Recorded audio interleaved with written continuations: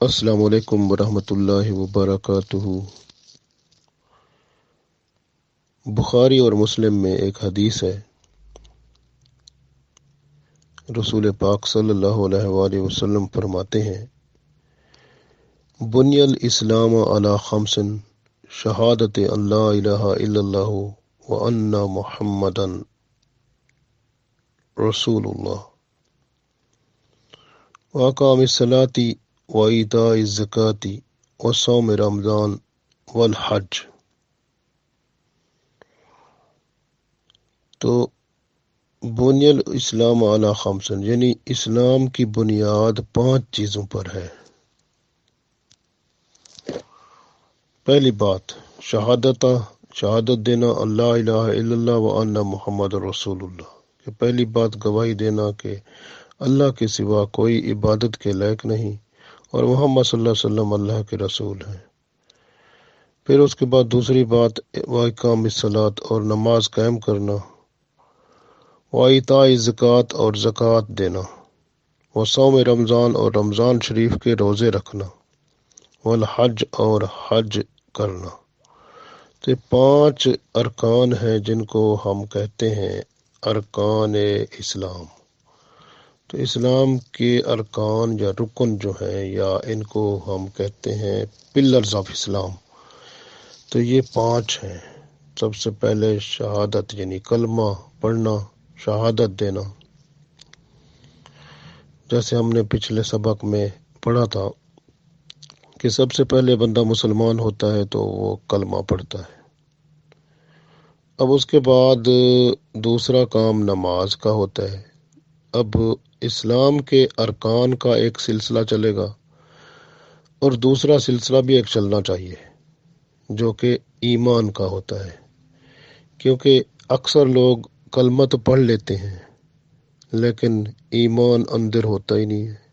ڈھول کی طرح زندگی گزر جاتی ہے، جیسے خالی ڈھول ہوتا ہے نا، اس کے اندر کچھ بھی نہیں ہوتا لیکن آواز بڑی آتی ہے۔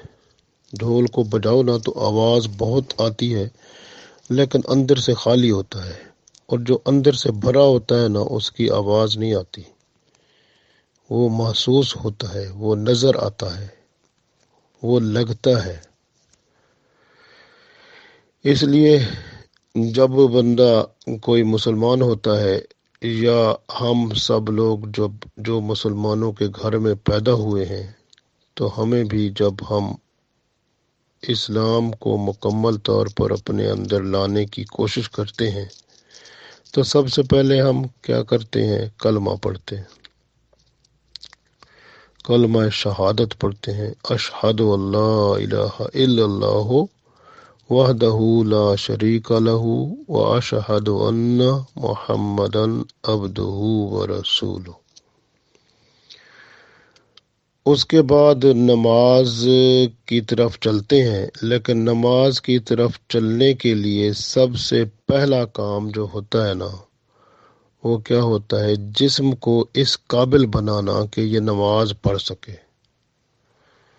کیونکہ جسم اس قابل ہوگا تو وہ مسجد میں جا سکے گا، یا نماز جس جگہ پڑھی جاتی ہے اس پر آ سکے گا۔ تو جسم کی صفائی سب سے بہترین بات ہوگی۔ تو کلمہ پڑھنے کے بعد جسم کو صاف کریں، اپنی بغلوں میں بال صاف کریں اور ناف کے نیچے بال صاف کریں اگر جوان ہیں تو۔ پھر اس کے بعد جو ہے غسل کرنا ہے۔ اب غسل کرنے کا طریقہ جو ہے، کیونکہ ابھی نیا بندہ ہوتا ہے تو اس کو وضو کرنے کا پتہ نہیں چلتا، وہ بھی سکھانا ہوتا ہے۔ لیکن ہم جو وضو کرنے کو جانتے ہیں تو ہمارے لیے تو ایسے ہے کہ جیسے سب سے پہلے جب غسل کرنا ہوتا ہے تو اس میں اگر جسم کا کوئی حصہ پلیت ہوتا ہے تو اس کو پہلے دھونا ہوتا ہے۔ اس کے بعد ہمیں کلی کرنی ہوتی ہے، ہاتھ دھو کے یعنی کلی کرنی ہوتی ہے۔ کلی کرنے کا مطلب ہے پانی جو ہے وہ گلے تک پہنچ جائے تو بندہ گڑ گڑ کر کے پانی نکالے۔ تو پانی کو پینا نہیں ہے لیکن پورا وہ گلے تک پہنچ جائے تو اس کو باہر نکالے۔ 3 دفعہ ایسا کرنا سنت ہے، تو اس کو کہتے ہیں گارگلنگ ماؤتھ، تو یہ کرنا چاہیے۔ اس کے ساتھ پھر دوسرا کام کیا ہوتا ہے، ناک میں پانی ڈالنا پھر باہر نکالنا، یعنی ناک کی صفائی کرنا۔ تو ناک کی جو ہڈی ہوتی ہے نا، وہ جو نرم حصہ جب ہڈی تک جاتا ہے، ہڈی سے پہلے پانی پہنچنا چاہیے۔ ہڈی جو ہے نا اس سے پہلے یعنی ناک میں پانی ڈالیں اور پھر آگے لے جائیں، دماغ تک پانی نہیں لے جانا، بس اندر لے جائیں اور پھر اس کو چھوڑ دیں۔ تو اس طرح ناک کو صاف کرے 3 دفعہ۔ اس کو کہتے ہیں رنزنگ نوز، یعنی نوز کو ناک کو صاف کرے۔ اس کے بعد شرعی طور پر یہ ہوتا ہے کہ جسم پورے پر پانی بہائے کہ جسم کا کوئی بال بھی خشک نہ رہے، سب کے اوپر پانی پھر جائے۔ تو یہ 3 ہوتے ہیں فرض غسل کے۔ اگر یہ فرض ادا نہ ہو تو غسل ہوتا ہی نہیں ہے۔ تو یہ عام بندے کا غسل ہوتا ہے۔ اگر کوئی بندہ مسلمان ہوتا ہے تو اس کو پہلے کہا جاتا ہے کہ آپ نے بال صاف کر لے، اس کے بعد غسل کرے۔ لیکن دیکھ لیں اگر اس کے ناخن بڑے ہوں تو ناخن بھی کٹوا دینے چاہیے۔ اس کے بعد یعنی اگر کوئی بندہ مسلمان جیسے نہاتا ہے تو اس کے لیے نہانا ایسے ہے کہ سب سے پہلے اپنی وہ جگہ جہاں پر گندگی لگی ہو اس کو صاف کر لے۔ اس کے بعد جو ہے وہ وضو کرے۔ وضو کرنے کے لیے پہلے ہاتھ دھوئے اور پھر کلی وہی بات ہے کہ وہ اسی طرح ہی کرے گا جس طرح گارگلنگ ہے، پکا یعنی پانی پہنچانا ہے آگے تک۔ تو 3 دفعہ کر کے پھر 3 دفعہ ناک میں پانی ڈالے گا، اسی طرح صاف کرے گا۔ تو پھر اس کے بعد چہرہ دھوئے گا اور چہرے کو دھو کر پھر اس کے بعد جو ہے وہ کونیاں دھوئے گا۔ کونیاں دھو کے پھر مسح کرتا ہے تو سر کے اوپر پانی پھیرتا ہے تھوڑا سا۔ تو اس کے بعد پھر اگر جگہ نیچے ایسی ہے جس میں پانی جو ہے وہ رک جاتا ہے تو پھر پاؤں بعد میں دھونے چاہیے اینڈ پہ۔ اگر پانی وہاں پہ رکتا نہیں ہے اور چلتا رہتا ہے جس جگہ پہ نہایا جا رہا ہے تو پھر پاؤں بھی دھو لینے چاہیے۔ اور اس کے بعد پھر جو رائٹ سائڈ ہوتی ہے یعنی کہ جو دائیں طرف پانی کو بہائے بندہ جسم کے دائیں طرف، پھر بائیں طرف پانی کو بہائے اپنے اوپر، پھر درمیان میں یعنی سر سے لے کر وہ سارا پانی کو بہائے، اور پھر اگر صابن لگانا ہے جو بھی ہے اس کو، اس کے بعد پھر دوبارہ بس واش کر لے۔ تو اس طرح سے وہ غسل جو ہے وہ ہو جاتا ہے۔ تو اگر بیچ میں غسل کے ساتھ جیسے وضو بھی ساتھ ہو جاتا ہے تو غسل اور وضو دونوں ہی ہو جاتے ہیں۔ تو اس طرح کا یعنی بندہ پاک صاف ہو کے اب آ گیا ہے۔ اب پھر وہ جب پاک صاف ہو کے آ گیا ہے تو پھر وہ نماز پڑھے گا، نماز کے قابل ہوگا۔ لیکن یہاں پر ہم عرض کریں گے نماز کے ساتھ ساتھ پیرالل جو ہے یعنی اسی کے متوازی جو ہے ہمیں ایمان کی طرف بھی کوشش کرنی ہے، کیونکہ یہ جو اسلام ہے نا وہ تو اسلام کے رکن ہے نا، اور وہ جو بندہ کر رہا ہے یعنی 5 رکن ارکان اسلام، دوسرا نماز کی طرف بندہ جا رہا ہے، لیکن اس سے پہلے جو ہے وہ ایمان کو بھی دیکھنا ہے۔ اور ایمان جو ہے جیسے حدیث جبرائیل، جو جبرائیل علیہ السلام رسول پاک صلی اللہ علیہ وسلم کے پاس آئے تھے تو انہوں نے ایمان کے بارے میں سب کچھ بتا دیا تھا۔ تو فرماتے اسی کے مطابق ہم یہ ایمان کے 2 حصے بنائے ہوئے ہیں، ان کو پڑھنا ضروری ہے اور بہتر عمل ہے۔ اور پھر اپنے ایمان جو ہوتا ہے، اصل میں ایمان یقین کا نام ہوتا ہے۔ یقین جو ہے وہ پکا ہونے کے لیے دو گواہوں کی ضرورت ہوتی ہے۔ جس طرح آپ دیکھیں نا، کوئی بھی کام کرتے ہیں، شادی کرتے ہیں یا کوئی عدالت میں معاملہ ہوتا ہے تو گواہ ضرورت ہوتے ہیں۔ گواہ جو ہوتے ہیں وہ مسئلے کا حل بن جاتے ہیں، پھر مسئلہ پرابلم حل ہو جاتا ہے۔ تو گواہ ایک قسم کی سرٹیفکیٹ ہوتے ہیں، ایک سند ہوتے ہیں جس سے معاملہ جو ہے وہ یعنی ایسا ہو جاتا ہے کہ وہ پائیدار ہو جاتا ہے۔ تو ہمارے ایمان کے جو دو گواہ ہیں وہ ہے زبان اور دل۔ تو دل اور زبان دو گواہ ہیں۔ تو ایمان جب مسلمان بندہ بنتا ہے تو وہ ایمان لاتا ہے، اور ایمان جو ہے وہ یقین کا نام ہے۔ زبان جو ہے وہ پہلا جسم کا حصہ ہے جو اقرار کرتی ہے، یعنی زبان اقرار کرے گی، اس بات کو بیان کرے گی، پھر دل جو ہے اس کی تصدیق کرے گا۔ دل کہے گا واقعی یہ جو زبان کہہ رہی ہے نا، یہ بات سچ ہے۔ جیسے بندہ کلمہ پڑھتا ہے نا، اشہد ان لا الہ الا اللہ وحدہ لا شریک لہ واشہد ان محمدا عبدہ ورسولہ۔ تو گویا جب بندہ کلمہ پڑھے گا نا تو کلمے میں اس نے کیا کہا کہ میں گواہی دیتا ہوں، اشہد ان لا الہ الا اللہ، کہ اللہ کے سوا کوئی عبادت کے لائق ہے ہی نہیں، وحدہ لا شریک لہ، اللہ تو ایک ہے، اس کا کوئی شریک ہی نہیں ہے، واشہد ان محمدا عبدہ ورسولہ، اور میں گواہی دیتا ہوں کہ محمد صلی اللہ علیہ وسلم اللہ کے بندے اور اس کے رسول ہیں۔ محمدن عبدہ ورسولہ، اس کے بندے اور اس کے غلام ہیں اور اس کے رسول ہیں۔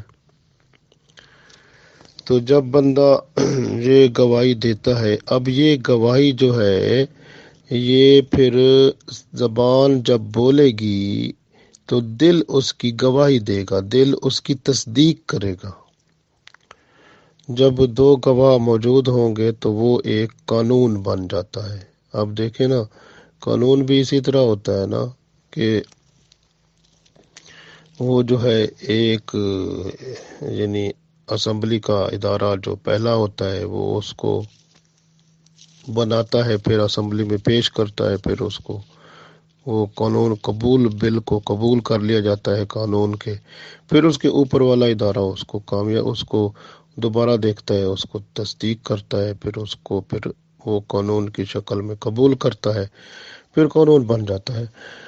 تو جس کو پارلیمنٹ اور سینٹ کہتے ہیں، عام طور پر قومی اسمبلی اور سینٹ جیسے کہتے ہیں، دو ادارے ہوتے ہیں، تو پھر اس سے قانون بناتے ہیں۔ قومی اسمبلی میں پہلے لاتے ہیں، وہ قبول کرتی ہے، پھر اس کے بعد سینٹ میں جاتا ہے، وہ اس کو قبول کر لیتی ہے، تو پھر وہ قانون بن جاتا ہے۔ اسی طرح سے اب زبان نے جو ہے وہ قبول کیا، کلمہ پڑھا کہ بھئی اللہ ہے، وہی بس میرا مالک ہے، مختار ہے، میں نے اسی کی بات ماننی ہے، اس کے سوا میں نے کسی کا فرما بردار نہیں ہونا، بس وہ جو چاہتا ہے میں اسی طرح ہی اپنے آپ کو تبدیل کر لوں گا یا کر لوں گی۔ اب اللہ کی باتیں یا اللہ کا حکم کہاں سے ملتا ہے؟ تو وہ پھر محمد رسول اللہ پڑھتا ہے کہ محمد رسول اللہ صلی اللہ علیہ وسلم کے پاس سے سب کچھ وہ ملتا ہے۔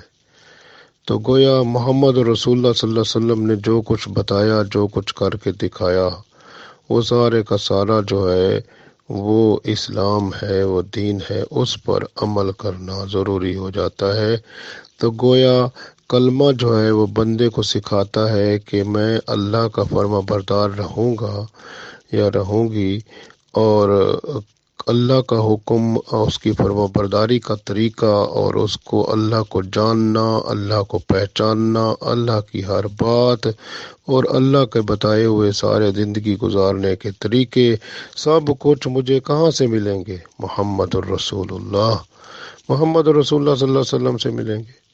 تو گویا اللہ کا اگر کلام ہے، قرآن پاک ہے، تو محمد رسول اللہ صلی اللہ علیہ وسلم کی سنت کے بغیر قرآن کا وہ مکمل نہ سمجھ میں نہیں آتا، یا اس پر عمل نہیں ہوتا، یا کہیں نہ کہیں کچھ کمی رہ جاتی ہے۔ تو اس لیے ہم کہتے ہیں قرآن و سنت۔ تو قرآن و سنت جو ہے وہ ایسا واحد سلسلہ ہوتا ہے جو کہ بندے کے لیے ہدایت کا سامان بن جاتا ہے۔ تو اس لیے بندہ یہی عرض کرتا ہے کہ لا الہ الا اللہ محمد رسول اللہ، میں اللہ کا فرما بردار بنوں گا، اور اس کی فرما برداری کا سب طریقہ کار جو ہے، جو محمد رسول اللہ صلی اللہ علیہ وسلم نے بتایا ہے، بس اس کے اوپر چل کر میں کامیاب و کامران ہو جاؤں گا۔ گویا میں اللہ اور اس کے رسول صلی اللہ علیہ وسلم کا فرما بردار بن کر ہی میں مسلمان ہو سکتا ہوں، اس کے علاوہ اسلام جو ہے اس پر نہ عمل ہو سکتا ہے اور نہ کامیابی ہو سکتی ہے۔ تو بندہ اقرار کرتا ہے اسلام میں، جب داخل ہوتا ہے تو اس کو سکھایا جانا چاہیے کہ اب تو ایمان بھی تو اپنے اندر لے آ۔ ایمان کا مطلب ہے زبان سے اقرار کر کے دل سے اس کی یقین کر لے۔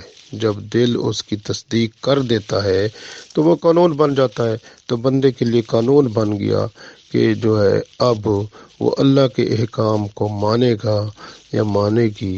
اب کہاں سے ملیں گے؟ محمد رسول اللہ صلی اللہ علیہ وسلم سے، بس ان کو مانے گا۔ تو یہ بندے کے پاس قانون بن گیا کہ اب اس کی زندگی جو ہے وہ اب قید میں آ گئی۔ کس قید میں؟ اللہ اور اس کے رسول صلی اللہ علیہ وسلم کے حکم کی قید میں۔ اب اس نے اس دائرے سے، جو اسلام نے اس کے لیے دائرہ مقرر کر دیا ہے، اس سے اس نے باہر نہیں جانا، ورنہ قرآن پاک میں جیسے اللہ نے فرمایا وہ تو حد سے نکل جانے والے ہوں گے، پھر وہ ورنہ حد سے نکل جائے گا یا نکل جائے گی۔ اب جب کہ ایسا ہو جائے گا، قانون بن جائے گا کہ اس نے قانون بنا لیا، زبان نے اقرار کر لیا اور دل نے اس کی تصدیق کر دی، اب وہ جو قانون ہے، کیا قانون بنا کہ زندگی کو کس پر گزارنا ہے؟ اللہ کے حکم کے مطابق۔ اب اللہ کا حکم کہاں سے ملتا ہے؟ محمد رسول اللہ صلی اللہ علیہ وسلم سے۔ تو بس اللہ اور اس کے رسول صلی اللہ علیہ وسلم کا جو حکم جو ملا، وہ سارے کا سارا قرآن و سنت میں جو ہے اس سب پر عمل کر کے زندگی کو گزارنا ہے۔ تو اب وہ قانون بن گیا اسلام۔ اب جب قانون بن جاتا ہے تو پھر اس کو عوام کے اوپر یا جو لوگ ہیں اور سب پر وہ اس کو لگانا ہوتا ہے، اس کو اپلائی کرنا ہوتا ہے۔ اب وہ قانون جو بن گیا ہے، اب اس کو کس پر لاگو کرے گا بندہ؟ دیکھیں نا، اب قانون بن گیا کہ میں اللہ اور اس کے رسول صلی اللہ علیہ وسلم کا فرما بردار رہوں گا یا رہوں گی۔ اب فرما برداری کا پتہ بھی چل گیا، اس میں کون کون سے اصول ہیں، کون کون سے قواعد ہیں، کون کون سے طریقے ہیں، کون کون سے اس کے ارکان ہیں، کون کون سی صورتیں ہیں جو کہ اپنے اندر لانی ہیں۔ اب کیا ہوگا؟ اس کو اپنے اوپر لے آئے گا بندہ، اپنے جسم کے تمام اعضاء کے اوپر جو ہے وہ اللہ کا قانون نافذ کر دے گا۔ تو یہ بندے کے جسم کے اعضاء جو ہیں، یہ بندے کے جسم کے اعضاء بندے کی عوام ہے۔ جس طرح عوام کے اوپر حکومت قانون نافذ کرتی ہے، پھر عوام جو ہے وہ اس قانون پر چلتی ہے، تب کامیاب ہوتی ہے نا۔ پھر ورنہ تو وہ اگر آپ جا رہے ہیں اور گاڑی چلا رہے ہیں، رستے میں ٹریفک کا جو ہے وہ سگنل جو ہے وہ جناب ریڈ آن ہے، تو آپ گاڑی تو آگے نہیں لے جائیں گے۔ اگر لے جائیں گے تو کوئی ایکسیڈنٹ کا خطرہ ہو سکتا ہے، نہیں تو پھر اگر وہ کیمرے میں آ جاتا ہے تو صاف ظاہر ہے کہ پھر آپ کی چالان ہو جائے گا، حکومت جرمانہ کرے گی۔ تو قانون کو توڑا ہے آپ نے۔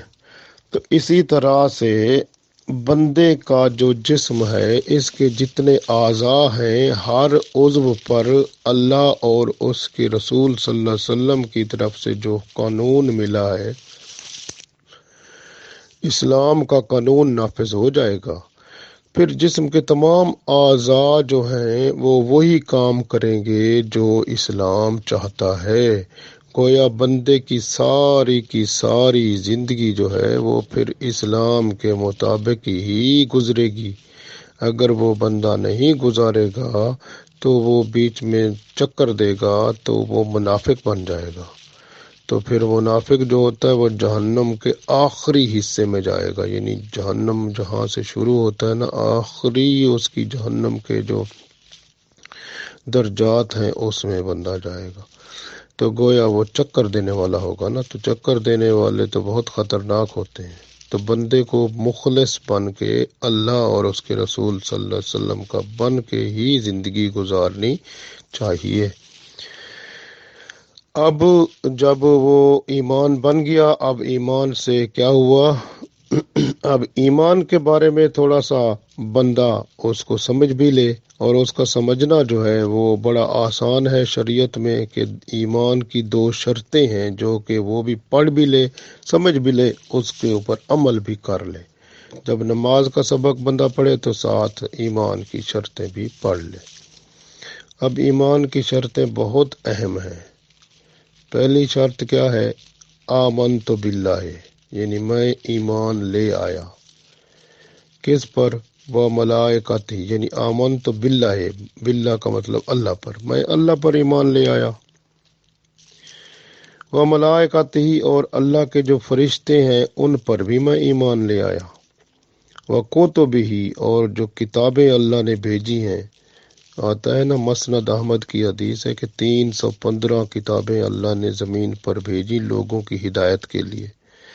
تو بندہ کہتا ہے میں انشاءاللہ سب کتابوں پر ایمان لے آیا ہوں، عمل کروں گا تو صرف قرآن پاک پر کروں گا، لیکن باقی جو پہلے کتابیں آ چکی ہیں نا، میں سب پر ایمان لاتا ہوں یا لاتی ہوں، بس عمل میرا ہوگا تو وہ صرف قرآن پاک پر ہوگا۔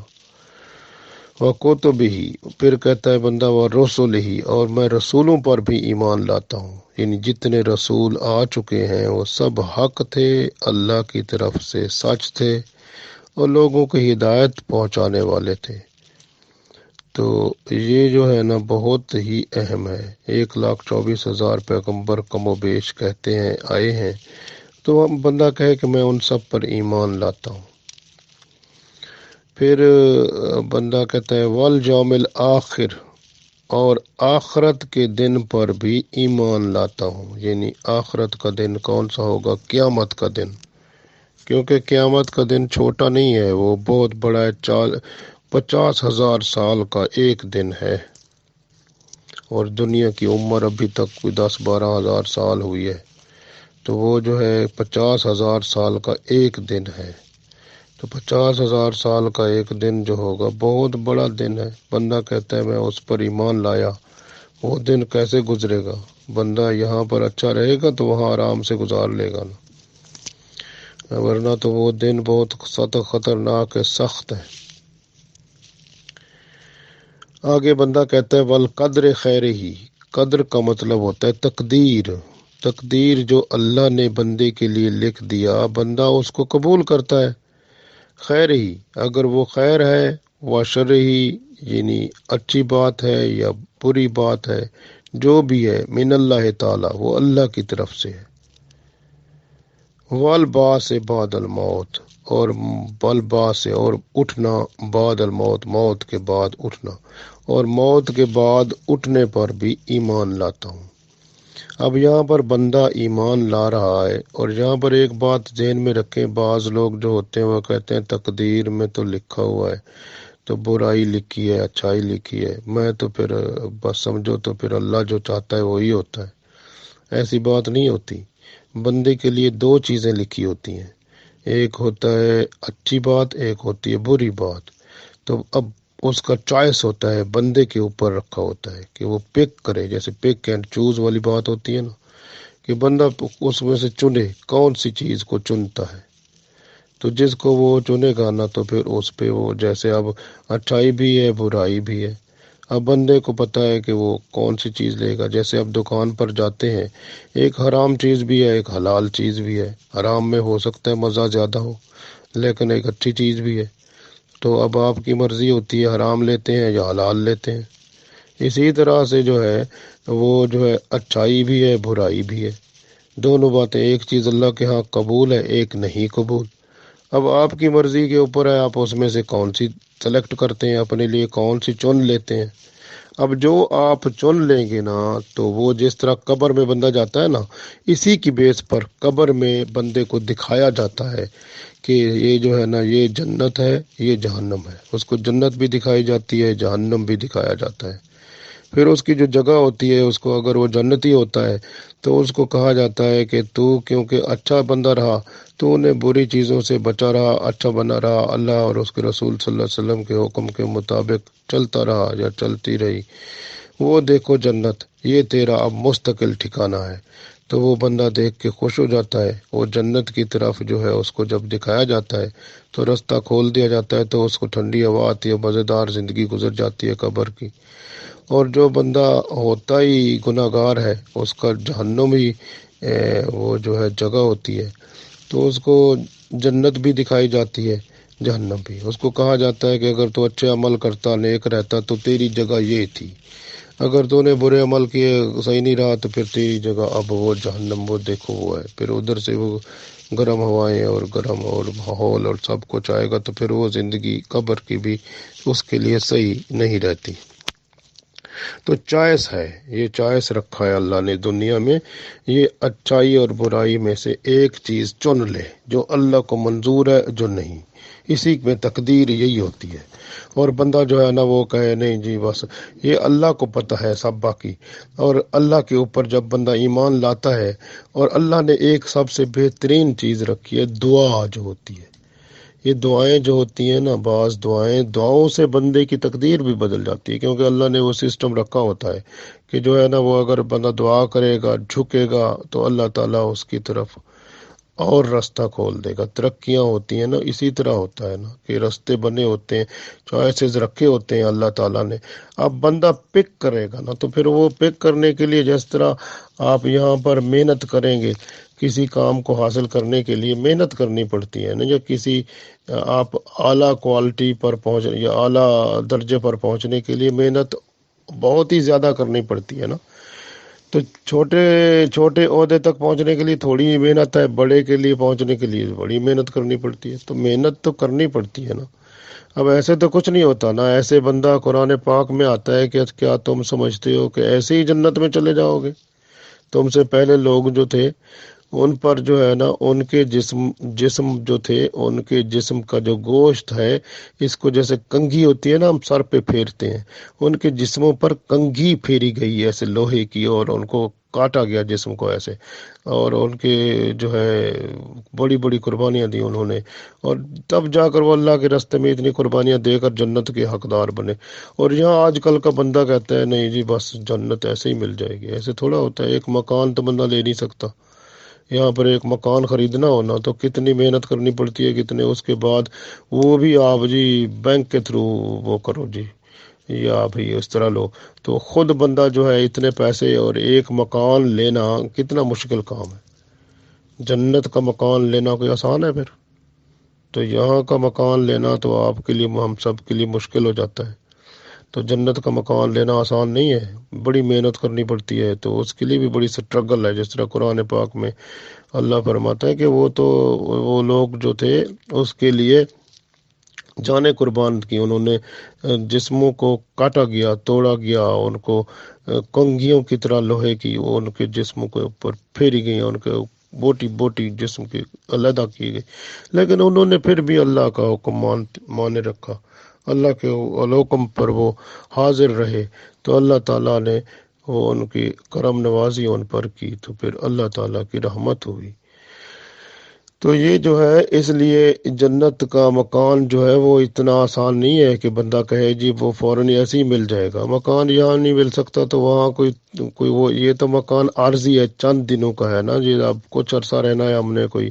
اب جب بندہ مکان لینے کے قابل ہو جاتا ہے، اس کے بعد اس کی عمر ہی کوئی 10-15 سال ہی رہتی ہے، یا کچھ ایسے ہوتا ہے، تو عام میں جنرل بات کر رہا ہوں، تو پھر وہ تھوڑا سا عرصہ رہتا ہے نا، پھر اس کے بعد مر جاتا ہے۔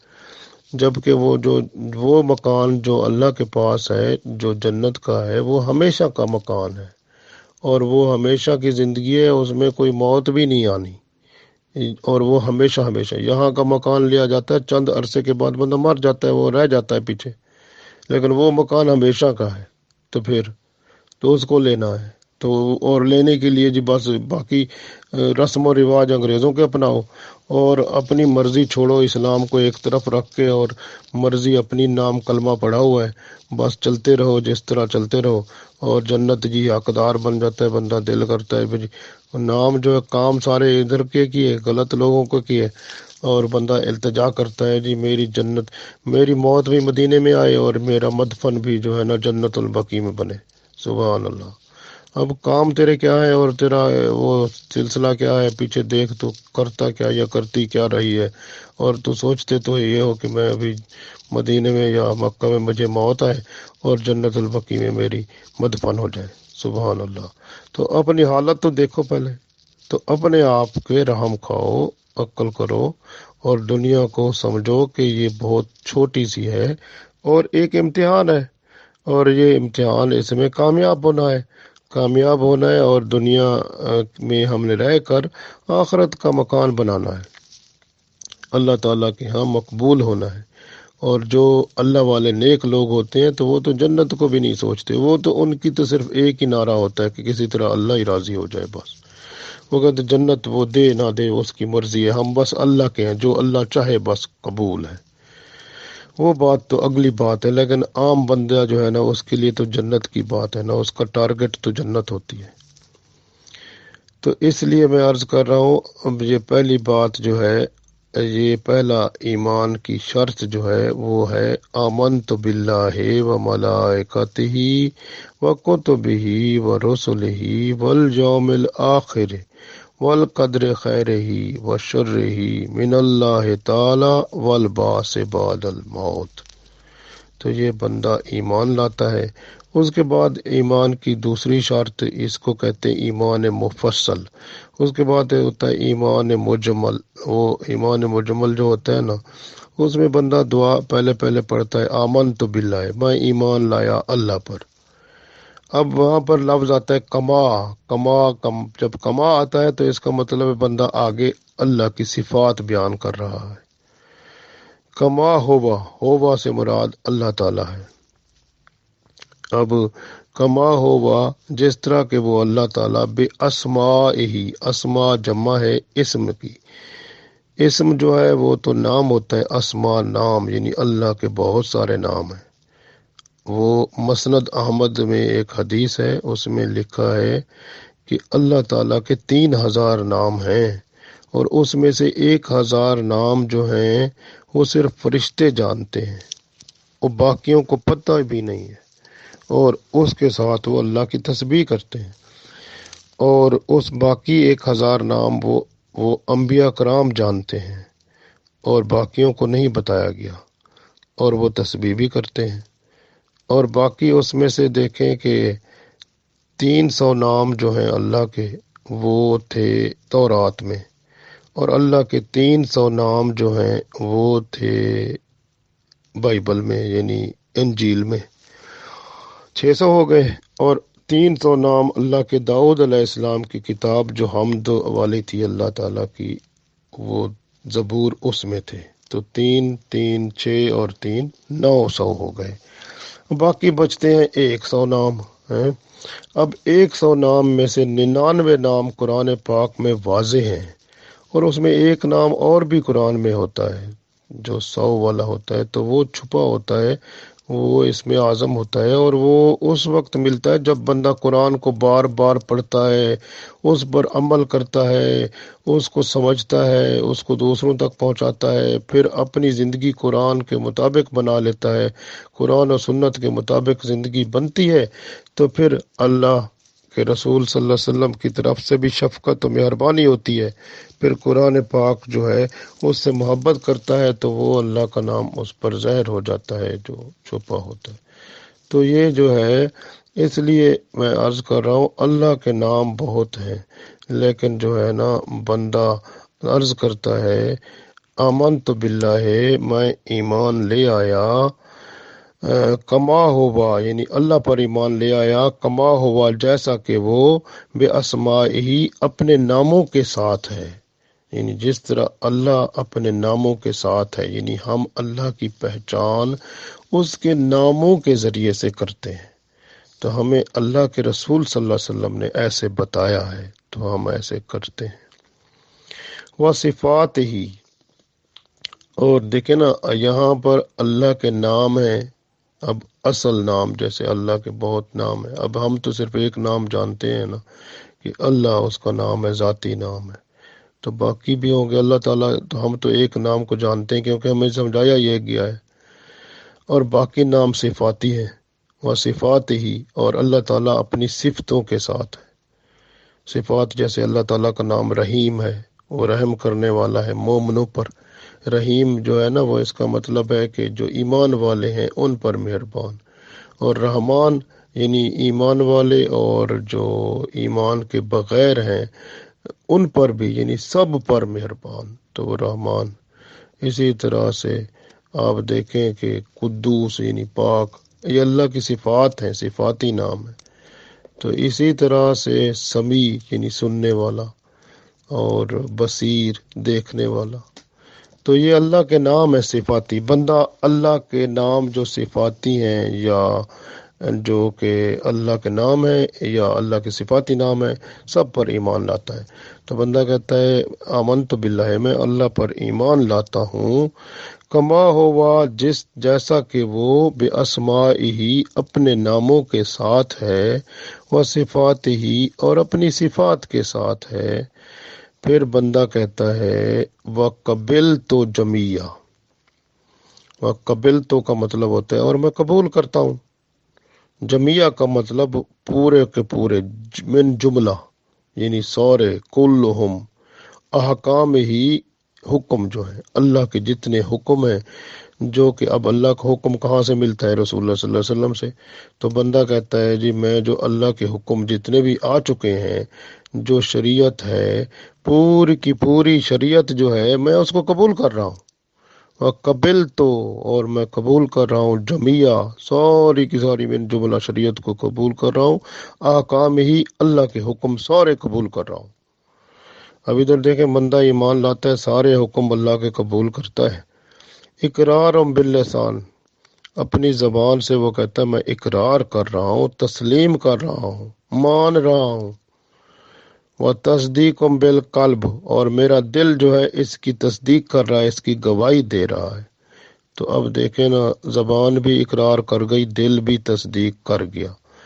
اب دو باتیں پوری ہو گئی، قانون بن گیا۔ اب اس قانون کو اپنے جسم پر لاگو کرنا ہے، اور تاکہ وہ جسم جو ہے، اسی لیے ایک حدیث میں یہ آتا ہے، رسول اللہ صلی اللہ علیہ وسلم فرماتے ہیں کلکم راعٍ وکلکم مسئول عن رعیتہ، کلکم راعٍ، تم میں سے ہر ایک حکمران ہے، وکلکم راعٍ، اور تم میں سے ہر ایک کی رعایا ہوتی ہے، یعنی رعایا سمجھتے ہیں، یعنی جس میں رعایا کا مطلب عوام، حکمران کی رعایا ہوتی ہے نا جن پر حکومت کرتا ہے بندہ۔ تو اس لیے اللہ کے رسول صلی اللہ علیہ وسلم نے فرمایا کلکم راعٍ وکلکم مسئول عن رعیتہ، یعنی وہ جو بندہ ہے نا، ہر بندے کا ایک رعایا ہوتی ہے جس پر وہ حکومت کرتا ہے، اور قیامت کے دن اس سے ان کے بارے میں سوال ہوگا۔ یعنی اب جو ہے نا بندے کی حکومت جو ہوتی ہے نا، وہ جسم کے اعضاء پر ہوتی ہے۔ اب جسم کے اعضاء پر، جسم کی ایموشن پر، ان کے خیالات پر، ان کی باتوں پر، جسم سے نکلنے والے ہر الفاظ، زبان سے، یعنی جتنے بھی جسم کے اعضاء ہیں ان سے جو بھی اگر زبان ہے تو اسے باتیں نکلیں گی، کان ہے تو وہ سنیں گے، دل ہے تو وہ کسی چیز کو اپنے خیال میں رکھے گا، اسی طرح سے ان میں سب کو دیکھے گا بندہ کہ ہر جسم کے تمام اعضاء جو ہیں وہ ان میں اللہ تعالیٰ کے حکم کے مطابق بات ہو رہی ہے کہ نہیں ہو رہی، یعنی وہ جو ہے اقرار جو اس نے کیا ہے زبان سے، پھر اس کا تصدیق بھی دل سے کر دی ہے، تو اس کے بعد وہ دیکھے گا کہ کیا میں اقرار کر کے اور تصدیق کر کے میں اللہ کی حدود کے اندر بھی ہوں یا باہر تو نہیں نکل گیا۔ اب باہر نکلے گا تو وہ ایمان ختم، ایمان تو قائم ہی وہ اسی وقت رہے گا جب وہ حدود کے اندر، یعنی شریعت کی حدود کے اندر بندہ رہے گا۔ تو یہ زندگی کا ہر حصہ جو ہے ہر وقت مسلمان جو ہوتا ہے نا وہ ہر وقت مسلمان ہوتا ہے، چاہے وہ گھر میں ہو، باہر ہو، اندر ہو، باہر ہو، کسی جگہ بھی ہو، اس کے اوپر اسلام کا قانون ہر وقت نافذ رہتا ہے، تو وہ اسلام کی حدود کے اندر رہتا ہے۔ جس طرح رسول پاک صلی اللہ علیہ وسلم نے فرمایا نا کہ پھر اپنی رعایا اس کے اعضاء اس کی رعایا ہیں جن پر وہ حکومت کرتا ہے، اور پھر اس بندے سے پوچھا جائے گا تو نے اپنے اعضاء کو کن کن حرکتوں میں، کن کن اعمال میں، کن کن باتوں میں استعمال کیا۔ کلکم مسئول عن رعیتہ، یعنی اس کو اپنی رعایا کے بارے میں پوچھا جائے گا کہ کدھر کدھر۔ پھر اگر بندہ جھوٹ بولے گا نا تو زبان بند کر دی جائے گی۔ پھر وہ اعضاء کو کہا جائے گا، وہ جسم کے اعضاء بولیں گے اور بندے کے خلاف گواہی دیں گے، اور جب بندے کے خلاف انہوں نے بات کر دی تو بس پھر تو کام خراب ہے نا، پھر تو زندگی وہاں کی خراب ہو گئی جو ہمیشہ کی زندگی ہے۔ تو اس لیے بہترین وقت موجود ہے، یہاں ہمیشہ کی زندگی کو بہتر بنائیں۔ اور میں نے عرض کیا پہلا کام ہے جب اسلام میں داخل ہوتا ہے بندہ تو اس کا پہلا رکن، فرسٹ پلر آف اسلام، جس کو ہم کہتے ہیں یہ جو کلمہ پڑھنا، کلمہ اللہ تعالیٰ کا یعنی اور شہادت دینا، تو یہ جو کلمہ شہادت جس کو کہتے ہیں یہ پہلی چیز ہے، بندہ گواہی دے کے اسلام میں داخل ہوتا ہے۔ اشہد اللہ الہ الا اللہ وحدہ لا شریک لہ واشہد ان محمدا عبدہ ورسولہ۔ اس کے بعد اس کو چاہیے کہ وہ اپنے ایمان کو بھی سمجھے کہ ایمان کیا ہے۔ اب کیونکہ مسلمان تو ہو گیا ہے نا، وہ تو نام کا، لیکن اب ایمان تو آیا نہیں۔ ایمان آتا ہے تو اس کو پتہ چلتا ہے ایمان ہوتا کیا ہے۔ تو ایمان کا پتہ چلتا ہے زبان سے جو اقرار کیا ہے، دل نے اس کی تصدیق کر دی ہے کہ نہیں۔ اگر زبان نے اقرار کر لیا ہے اور دل نے اس کی تصدیق نہیں کی تو وہ بندہ منافق ہوتا ہے، اور اگر زبان اقرار نہیں کرتی تو وہ بندہ کافر ہے، اور اگر زبان اقرار کر لیتی ہے اور دل بھی اس کی تصدیق کر لیتا ہے تو وہ بندہ مسلمان تو ہو گیا، لیکن اگر وہ پھر جو اس نے تسلیم کر لیا شریعت کو، پھر اس کو اپنے جسم کے اوپر، جسم کے اعضاء اور اس کی حرکتوں کے اوپر اعمال کو، اپنے ایمان کو اسلام کے مطابق نہ بنایا تو پھر وہ فاسق ہے۔ یعنی دوسرے لفظوں میں وہ بندہ جو ایمان جو زبان سے اقرار کر لیا، دل سے یقین، دل سے اس کا زبان سے اقرار کیا، دل نے اس کی تصدیق کی، لیکن اس تصدیق کو، اس قانون کو، اس شریعت کو جسم پر وہ اپلائی نہ کر سکا، جسم کو اس شریعت کے مطابق نہ چلا سکا، تو پھر وہ فاسق ہے۔ تو اب آپ دیکھ لیں آپ کس کیٹیگری میں آتے ہیں۔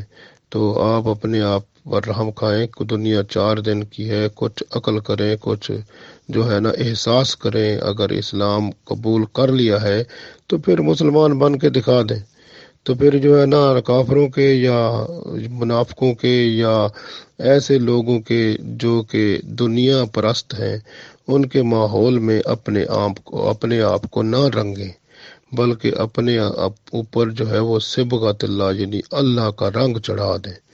اللہ کا رنگ چڑھے گا تو وہ قرآن و سنت سے چڑھے گا اور شریعت محمدی صلی اللہ علیہ وسلم پر چل کے چڑھے گا۔ تو پھر شریعت کو سمجھیں، اسلام کو سمجھیں، اسلام کو اپنے اوپر جو ہے نافذ کریں، اپنی زندگی بہتر بنائیں تاکہ آخرت بھی ہماری پھر بہتر ہو جائے۔ ایمان کی شرطیں دوبارہ پڑھتے ہیں اور انشاءاللہ پھر کل پھر اور بتائیں گے۔ تو ابھی آمنت باللہ و ملائکتہ، آمنت باللہ میں ایمان لایا اللہ پر، و ملائکتہ اور اس کے فرشتوں پر، و کتبہ اور اس کی کتابوں پر، و رسلہ اور اس کے رسولوں پر، والیوم الآخر اور آخرت کے دن پر، والقدر خیرہ اور تقدیر پر، چاہے وہ اچھی ہے و شرہ یا بری ہے، من اللہ تعالی اللہ کی طرف سے ہے، والبعث بعد الموت، اور مرنے کے بعد دوبارہ زندہ ہونے پر بھی میں ایمان لے آیا۔ اس کے بعد ہم کہتے ہیں آمنت باللہ، میں ایمان لے آیا اللہ پر، کما ہوا جیسا کہ وہ بے اسماء ہی اپنے ناموں کے ساتھ ہے، وہ صفات ہی اور اپنی صفات کے ساتھ ہے، وہ قبل تو جمیع اور میں نے قبول کیا من جملہ یعنی سارے کے سارے احکام ہی اس کے یعنی اللہ کے سارے احکام قبول کر لیے، یعنی میں نے قرآن و سنت اور شریعت کو اپنا لیا کہ میں اب شریعت پر عمل کروں گا، کیونکہ میں نے اقرار باللسان میں نے اپنی زبان سے اس کا اقرار کر لیا ہے، وہ تصدیق بالقلب اور دل سے اس کی تصدیق کر دی ہے۔ اگر ایسا کام ہو چکا ہے تو پھر بندے کو وہ ایمان پر یہ شریعت کو سمجھ کر اس کو اپنے جسم پر، جسم کے اعضاء پر وہ پھر عمل کروا دینا چاہیے، تاکہ جو ہے نا ہم مسلمان ہیں تو پھر ہمیں صحیح پتہ چلے واقعی ہم اسلام کے مطابق زندگی گزار رہے ہیں۔ تو یہ بہت ضروری ہے، اور اگر ہم ایسا کر لیں گے تو انشاءاللہ ہماری یہ زندگی بھی بہتر ہو جائے گی اور آخرت کی زندگی بھی بہتر ہو جائے گی۔ اور ایمان کے اندر آپ نے دیکھ لیا ہے کہ بہت ساری ایسی باتیں بھی ہیں جو ہمیں نظر نہیں آتی، یعنی کہ جیسے اب فرشتے نظر نہیں آتے، کتابیں پہلے جو گزری تھی ہمیں دیکھی نہیں ہے، رسول جو جتنے گزر چکے ہیں، پیغمبر جتنے آ چکے ہیں ان کا پتہ نہیں ہے، وہ بھی نہیں دیکھے، اور والیوم الآخر آخرت کا دن بھی ابھی نہیں دیکھا، تقدیر کا پتہ نہیں کون سی ہے، اور مرنے کے بعد جی اٹھنے کا بھی پتہ نہیں ہے، لیکن ایمان رکھ لے ہیں۔ تو یہ سب غیب کا ایمان ہے۔ جس طرح کہ ہم قرآن پاک پڑھتے ہیں نا تو سورہ بقرہ شروع ہوتی ہے، وہ ہم پڑھتے ہیں الف لام میم ذالک الکتاب لا ریب فیہ ھدی للمتقین، پھر متقین کی تعریف آتی ہے نا، الذین یؤمنون بالغیب، وہ لوگ ہوتے ہیں جو غیب پر ایمان لاتے ہیں۔ تو یہ وہی بات ہے کہ ہم یہاں پر غیب پر ایمان لا رہے ہیں۔ آمنت باللہ و ملائکتہ، جب ہم پڑھتے ہیں کہ ایمان ہم لائے اللہ پر، کیونکہ اللہ کو دیکھا تو نہیں ہے، ایمان لاتے ہیں، وہ بھی غیب کی بات ہے نا۔ ملائکہ فرشتوں کو بھی نہیں دیکھا، ایمان لاتے ہیں، کتابیں بھی گزر چکی ہیں ان کا پتہ نہیں، رسولوں کو بھی پتہ نہیں ہے، تو یہ سب پر ایمان، یہ ایمان بالغیب ہوتا ہے۔ تو مسلمان جو ہوتا ہے نا وہ ایسا بندہ ہوتا ہے، وہ اللہ کے رسول صلی اللہ علیہ وسلم نے فرما دیا جو بس وہ غیب ہے وہ فوراً کہتا ہے یس۔ وہ بندہ ایمان اس بندے کا پختہ ہوتا ہے، اعلیٰ ہوتا ہے، جو بغیر تصدیق کیے بغیر سوال کیے یس کر دیتا ہے۔ جس طرح ابو بکر رضی اللہ تعالیٰ عنہ تھے نا، انہوں نے جب وہ ابو جہل نے کہا وہ جن جو تیرا دوست ہے اور جن کے ساتھ تو نئے مذہب پہ چلا ہوا ہے، وہ تو کہتے ہیں میں رات کے تھوڑے عرصے میں تو آسمانوں کی سیر بھی کر آیا ہوں، تو پھر انہوں نے کہا اگر وہ انہوں نے خود کہا ہے تو بس میں ایمان لاتا ہوں، وہ ٹھیک ہے، وہ انہوں کی بات سچی ہے۔ تو یہی وجہ ہے نا ان کو صدیق فرمایا گیا۔ تو اس لیے جو ہے نا یہ ہے کہ ایمان بندے کو صداقت کی پوزیشن پر لاتا ہے۔ تو ایمان بہت اعلیٰ چیز ہوتی ہے، اور جو بندے کی ترقی ہوتی ہے نا کہ اگر ایک عام بندے سے متقی بننا ایمان کی وجہ سے ہوتا ہے، اور پھر متقی سے ولی اللہ بننا وہ بھی ایمان کے اوپر ہے۔ قربت الہی ایمان کے ساتھ ہوتی ہے۔ اعمال جو ہیں اس وقت آگے بڑھتے ہیں جب ایمان ساتھ ہوتا ہے تب۔ اب اگر ایک بندہ کافر ہے، چاہے وہ جتنا بھی چیریٹی کا ورک کرے جو ہے، چاہے وہ جو بندے تکلیف میں ہیں، سیلاب میں پھنس جائیں ان کی مدد کرے، کوئی زلزلے میں پھنسے ہوئے ہیں ان کی مدد کرے، کوئی اگر یعنی بیمار ہے ان کی مدد کرے، لیکن ایمان نہ ہو تو یہ سب بیکار ہے۔ تو ایمان واحد چیز ہے، جو ایمان ہوتا ہے اس کے بعد اعمال کی قدر ہوتی ہے۔ تو اس لیے ایمان کو کامل کریں، اعمال کو صالح کریں، تاکہ اللہ اور اس کے رسول صلی اللہ علیہ وسلم